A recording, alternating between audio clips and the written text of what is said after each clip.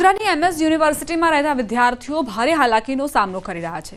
યુનિવર્સિટીની કુલ 16 પૈકી 14 મેસ બંધ હાલતમાં છે, જેને કારણે વિદ્યાર્થીઓ બહારનું ભોજન આરોગવા મજબૂર બન્યા છે। હજારો વિદ્યાર્થીઓ એમએસ યુનિવર્સિટીની હોસ્ટેલમાં રહી અભ્યાસ કરે છે, પરંતુ મેસનું ભોજન ખાઈ વિદ્યાર્થીનીઓને ફૂડ પોઈઝનિંગ થતા મેસ બંધ કરાવી છે। જમવાનું ખરાબ આવે છે, એળ નીકળે છે, ફૂગ વળી જાય છે, પનીર સારું નથી આવતું। હવે તમે કેસ જુઓ તો એસપી હોલમાં પણ જીવડા નીકળ્યા હતા, શાકમાંથી ફૂગ વળી ગઈ હતી। ગર્લ્સ હોસ્ટેલમાં પણ આપણે ફૂડ પોઈઝનિંગ થઈ ગયું હતું, તો 140 વિદ્યાર્થીઓને ફૂડ પોઈઝનિંગ થઈ ગયું હતું। હવે એ બધું જોતા હવે અમારે બહાર જમવા જવું પડે। કોઈ કોન્ટ્રાક્ટ બરાબર વ્યક્તિને નથી આપતા, એ લોકો અમારે પૈસા ખાવાનું એ કરે છે, કારણ કે એ લોકો આવી રીતના બરાબર વ્યક્તિને નહીં આપે, એના લીધે ખાવાનું ક્વોલિટી બરાબર નથી મળતી, એના લીધે અમારે ભોગવવું પડે છે। એટલે અમારા પૈસા પાછા ત્યાં વધારે આપવા પડે છે, એટલે અમારે 50 થી 60 રૂપિયામાં પડી જાય, ત્યાં અમારે 100-150 રૂપિયા આપવા પડે છે। 8 થી 9 મેચ છે, તેમાંથી 2 જ મેચ ચાલુ હતી, તેમાં આ એક બંધ થઈ ગઈ છે। તેનું ટેન્ડર લાયકાત પ્રમાણે કેટરર્સને આપવામાં આવે, અને એક ટેન્ડર જ્યારે આપે ત્યારે એક વચન અને એક જે કાર્યવાહી સાથે જે એક સિસ્ટમ છે, પદ્ધતિ તે અપનાવવામાં આવે કે વિદ્યાર્થીઓની જાનની સલામતી એ લોકોને રાખવાની રહેશે, કારણ કે કોઈ પણ વિદ્યાર્થીઓના સેહત જોડે ચેડા થાય એ કોઈ ચલાવી લે નહીં। હાલ 2 મેચ ચાલુ છે, તેના પણ ભોજનની ગુણવત્તા સામે સવાલ ઉઠી રહ્યા છે। બહારનું ભોજન ખાવાથી વિદ્યાર્થીઓના સમય અને રૂપિયાનો વેડફાટ થઈ રહ્યો છે। વિદ્યાર્થીઓને જમવા માટે બમણા રૂપિયા આપવા પડે છે। વિદ્યાર્થીઓ ગુણવત્તાયુક્ત ભોજનની માંગ કરી રહ્યા છે। યુનિવર્સિટીના ડેપ્યુટી ચીફ વોર્ડને કહ્યું કે મેસના કોન્ટ્રાક્ટ આપી દેવાયા છે। આગામી અઠવાડિયાથી 7 મેસ અને કેન્ટીન ફરીથી શરૂ કરવામાં આવશે। हमारा एडवाइजरी कमेटी है पूरा यूनिवर्सिटी में, उसके थ्रू पास करके सारे डॉक्यूमेंट चेक करके ही हम देते हैं। हम तो बेस्ट ही लाते हैं, और ये जो लास्ट टाइम वेंडर है वो लास्ट ईयर चलाया था 1 साल, और उसका अच्छा था। इसका जो हमारे पास रिपोर्ट आया था वो बहुत अच्छा था, गर्ल्स भी खुश थे, लेकिन अभी हो गया इस बार इंसिडेंट। विश्वविख्यात एमएस यूनिवर्सिटी होस्टेल में रहीने अभ्यास करता जो विद्यार्थीओ छे तेओ हाल मुश्केली में छे, कारण के विद्यार्थीओने अहींया एक टंकનું भोजन पण जे छे ते व्यवस्थित मळी नथी शकतुं, અને યુનિવર્સિટી હોસ્ટેલમાં જે મેસ આવેલી છે તેની વાત કરવામાં આવે તો અવારનવાર આ જે મેસ છે એટલે કે કેન્ટીન છે તે વિવાદમાં આવતી રહે છે। સૌ કોઈને ખ્યાલ છે કે તાજેતરમાં જ જે ફૂડ પોઈઝનિંગની ઘટના છે તે બની હતી, અને મોટી સંખ્યામાં જે વિદ્યાર્થીનીઓ છે ગર્લ્સ હોસ્ટેલની તેમને ફૂડ પોઈઝનિંગ થઈ ગયું હતું। ત્યારબાદ બોયઝ હોસ્ટેલમાં મેસના ભોજનમાંથી જીવડા નીકળવાની ઘટના જે છે તે સામે આવી હતી। ત્યારબાદથી સત્તાધીશોએ મોટાભાગની મેસ જે છે તે બંધ કરાવી દીધી છે। એમએસ યુનિવર્સિટીની જો વાત કરીએ તો 4 ગર્લ્સ હોસ્ટેલ અને 12 બોયઝ હોસ્ટેલ આવેલી છે। અહીંયા 4000થી વધુ વિદ્યાર્થીઓ હોસ્ટેલમાં રહે છે, અને 2000 જેટલા વિદ્યાર્થીઓ મેસમાં ભોજન લે છે। ત્યારે આ જે ઘટનાઓ અવારનવાર બની રહી છે, ભોજનની ગુણવત્તા સામે સવાલો ઉઠી રહ્યા છે, એના કારણે સત્તાધીશોએ મેસ બંધ કરી અને વિદ્યાર્થીઓ બહારનું જે ભોજન છે તે મંગાવવા પર, બહારનું ભોજન ખાવા પર નિર્ભર બન્યા છે। ઉલ્લેખનીય બાબત છે કે મધ્યમ વર્ગના તમામ વિદ્યાર્થીઓ છે, અને અહીંયા માંડ એડમિશન મળતું હોય છે, અને ત્યારબાદ તેમને આ પ્રકારની મુશ્કેલીનો સામનો જે છે તે કરવો પડતો હોય છે। ત્યારે અત્યારે પણ વિદ્યાર્થીઓ જે છે તે ભોજન માટે બહાર જઈ રહ્યા છે। તમામ મેસ જે છે મોટાભાગની એ બંધ હાલતમાં છે, અને લગભગ 1-2 મેસ જે છે તે ચાલુ છે, એના કારણે મુશ્કેલી જે છે તેને વેઠવી પડે છે।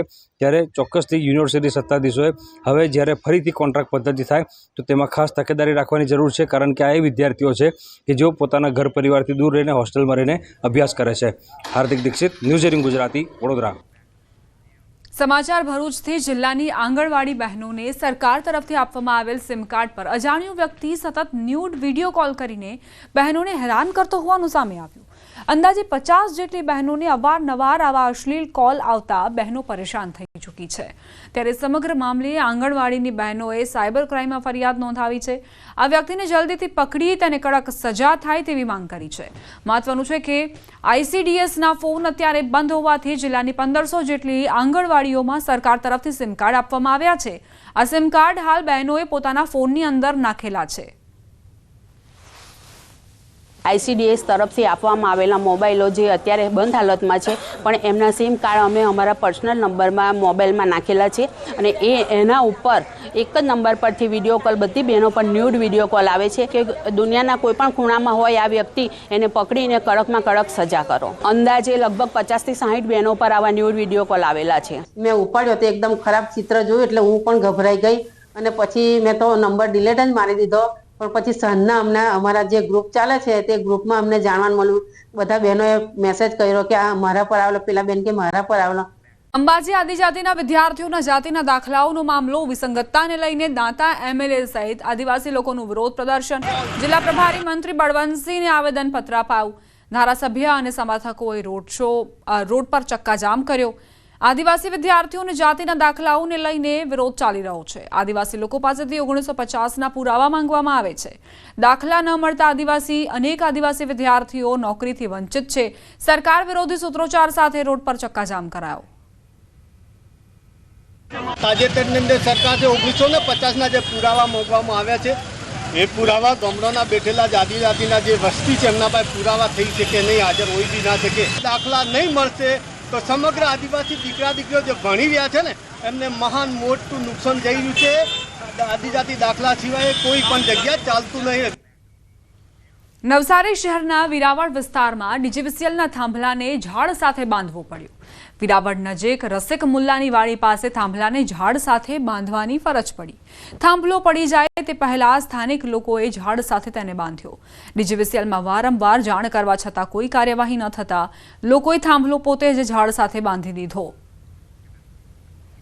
વિરાવળ વિસ્તાર નજીકની આ ઘટના જુઓ કે જ્યાં થાંભલો પડી જાય તેવી સ્થિતિમાં હતો. સ્થાનિકોએ DGVCLને વારંવાર જાણ કરી, પરંતુ વીજ કંપનીના કર્મચારીઓને એટલી ફુરસત જ નથી કે તેઓ અહીં આવીને કામગીરી કરે, એટલે સ્થાનિકોએ પોતે ઝાડ સાથે આ થાંભલો બાંધી દીધો. સમાચારોમાં આગળ વધીએ. અરવલ્લી જિલ્લામાં આ વર્ષે વાવેતરમાં ઘટાડો જોવા મળી રહ્યો છે. જિલ્લામાં પાછલા વર્ષે 1,99,170 હેક્ટર જમીનમાં ચોમાસુ પાકની વાવણી થઈ હતી.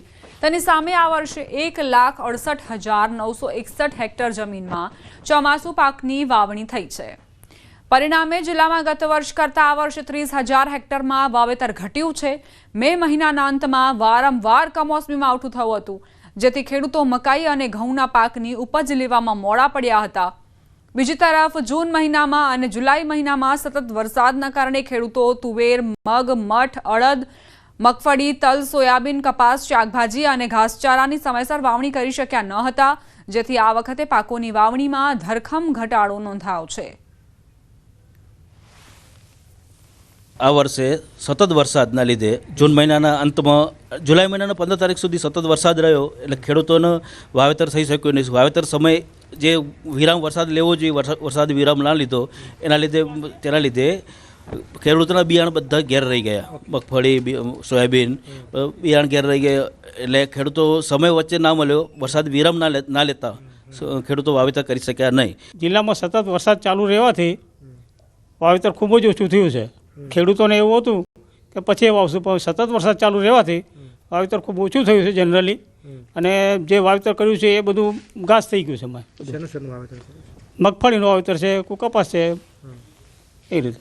શરૂઆતનો વરસાદ જિલ્લા અંદર સારો છે અને જિલ્લાની અંદર છેલ્લા 3 વર્ષની જે સરેરાશ છે 1,99,000 અંદાજે 2,00,000 હેક્ટર વાવેતર વિસ્તાર છે, એની સામે અત્યારે 1,68,961 વિસ્તારમાં પાકનું વાવેતર થયું છે. ઘણા ખરા વિસ્તારની અંદર સતત વરસાદના કારણે અમુક ખેડૂતો જે વાવેતર કરી શક્યા નથી તેમાં દિવેલાનું વાવેતર થવાની શક્યતા છે.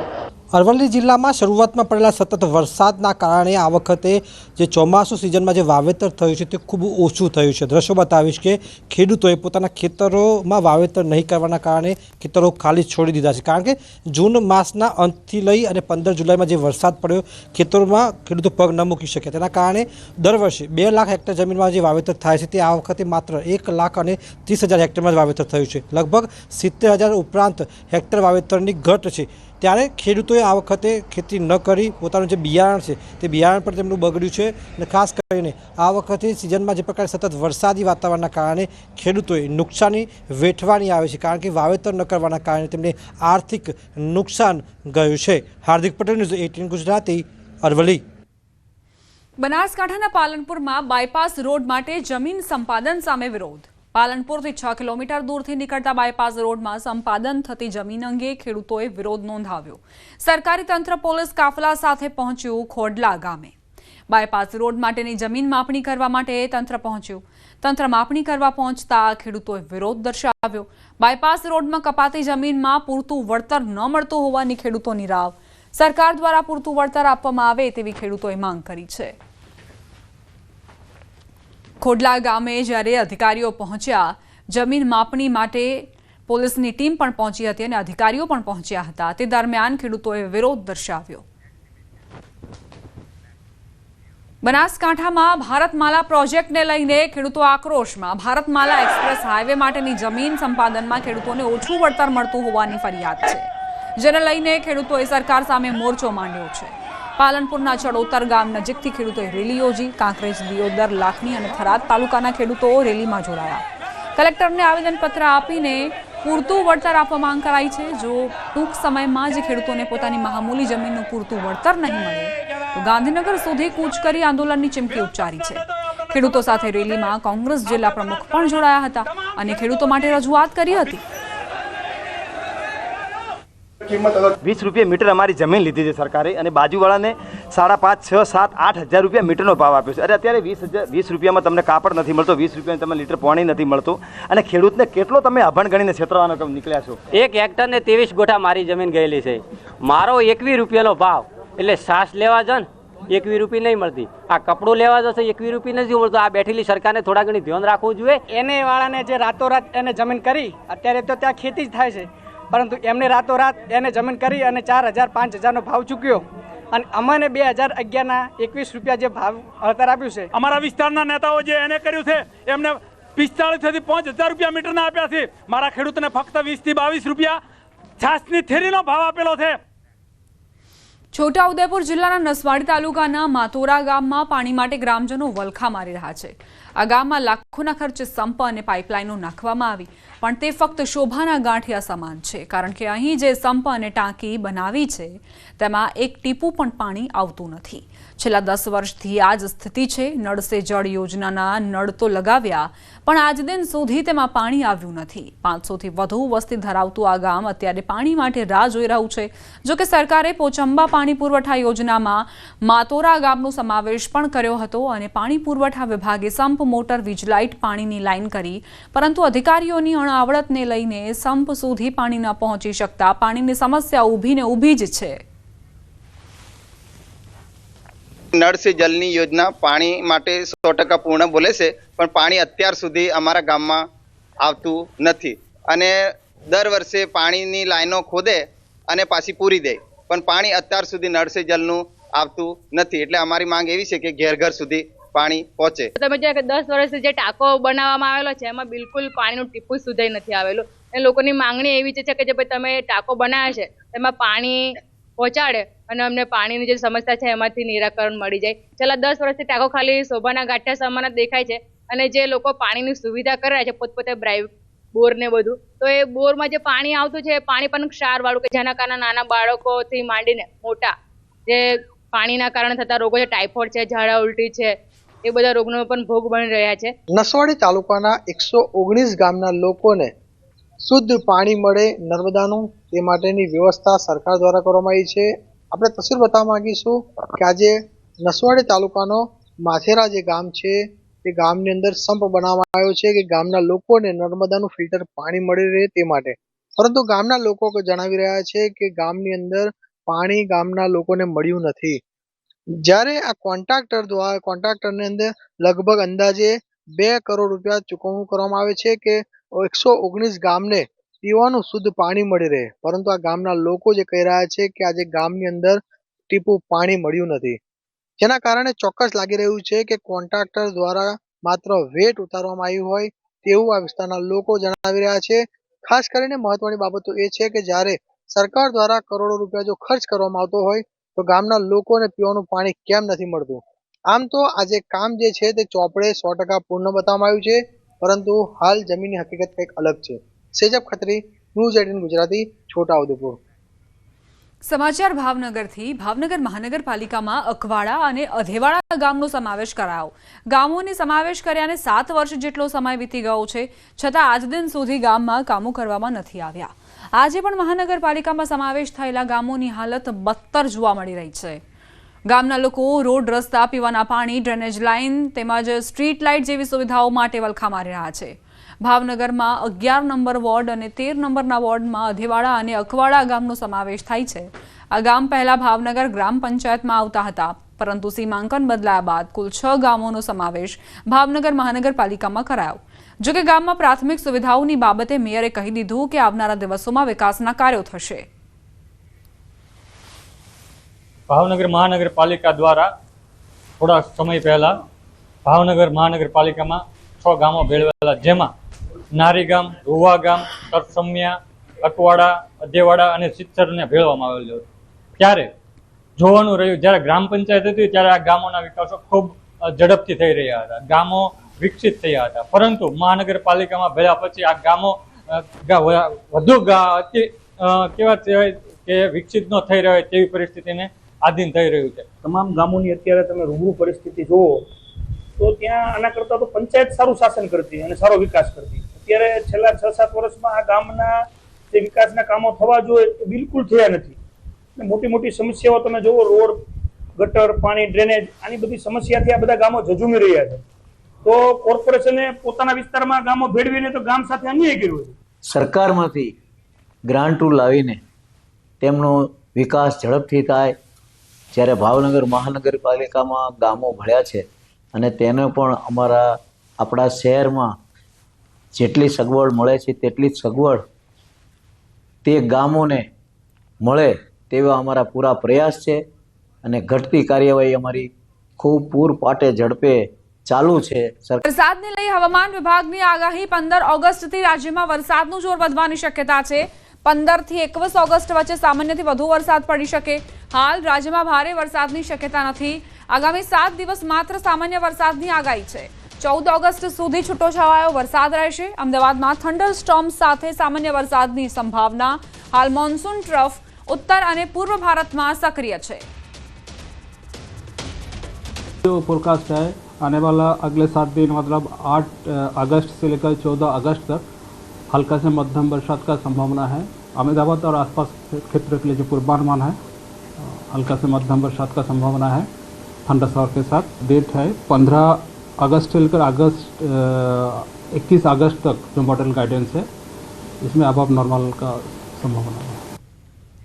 રાજ્યના ખેડૂતોના હિતમાં હાઈકોર્ટનો ચુકાદો. 2017-18માં થયેલા પાક નુકસાનના વળતર મુદ્દે ચુકાદો અપાયો છે. 15,000 ખેડૂતોને પાક વીમાની રકમ મળશે. 6 વર્ષની કાયદાકીય લડાઈ બાદ ખેડૂતોને રાહત. SBI ઇન્સ્યોરન્સ કંપનીને હાઈકોર્ટે આદેશ આપ્યો. ખેડૂતોને વળતર ચૂકવવા માટે હુકમ કરાયો છે. 8% વ્યાજ સાથે 7 કરોડથી વધુ રકમ ચૂકવવી પડશે. ઇન્સ્યોરન્સ કંપનીના વાંધા હાઈકોર્ટે સ્વીકાર્યા નથી. કંપની સરકાર જોડે કાયદાકીય લડત લડી શકે છે. ખેડૂતોને વળતર ચૂકવવું જ પડશે તેવો ચુકાદો હાઈકોર્ટનો. સુનાવણી દરમિયાન નામદાર ગુજરાત હાઈકોર્ટ દ્વારા એવો આદેશ કરવામાં આવ્યો છે કે તારીખ 11 જુલાઈ 2023ના રોજ જે રિપોર્ટ સબમિટ થયો અને જેમાં 15,047 જેટલા ખેડૂતોને નાણાં ચૂકવવાની વાત કરવામાં આવેલ છે, એ ખેડૂતોને એ ચૂકવણીના બાકી નીકળતા પૈસા અને બેંકના 8% વ્યાજ દર સહિત એ ચૂકવણી કરવા માટે જણાવવામાં આવેલ છે.